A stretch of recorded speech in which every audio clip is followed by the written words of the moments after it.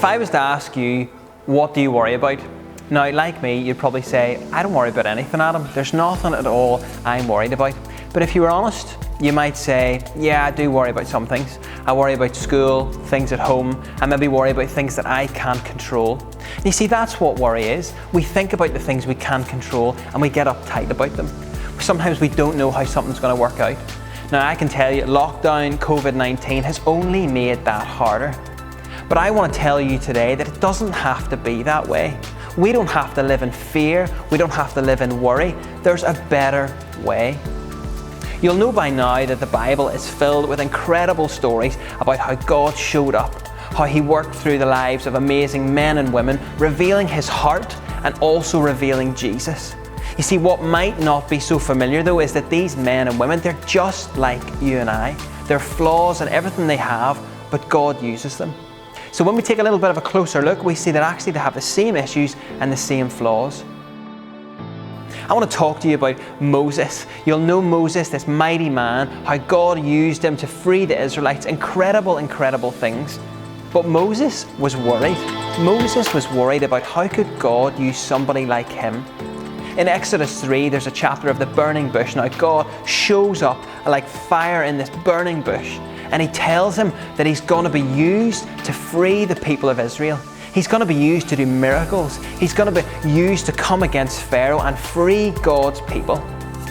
But what does he do? He's so worried that he isn't the man for the job. He says, God, I don't think I can speak. I'm not good enough.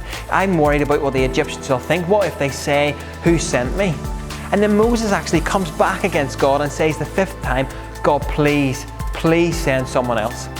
Now, I don't know about you, if you've ever had an experience where God showed up in the burning bush, probably not. But my first reaction would probably not be, God, I can't be doing this. I would want to get involved and get right in the middle of it.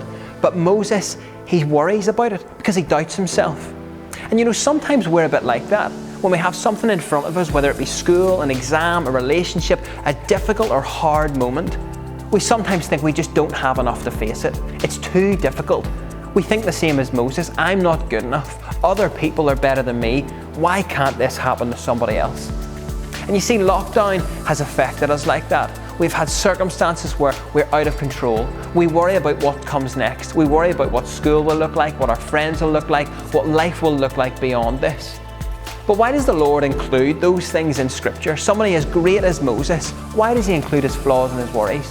He includes it to show that He uses weakness. That's where God works. The Lord wants you to know that He has a purpose for you, even in trouble, even in worry. The Lord has a purpose for your life, and it's not based on who you are. It wasn't based on who Moses was because he had these worries. It's based on who God is. I want to share with you a scripture in Matthew chapter 6. Jesus comes and He talks specifically about worry.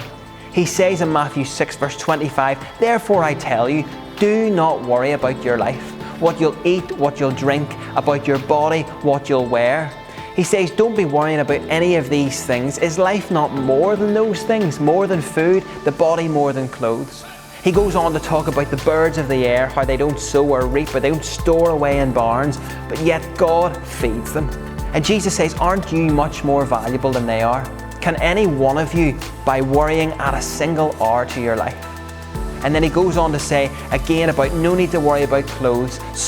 King Solomon in the Old Testament was dressed in all this majesty and splendor, but God clothed him and He clothed the flowers of the field, and they're here today and they're gone tomorrow.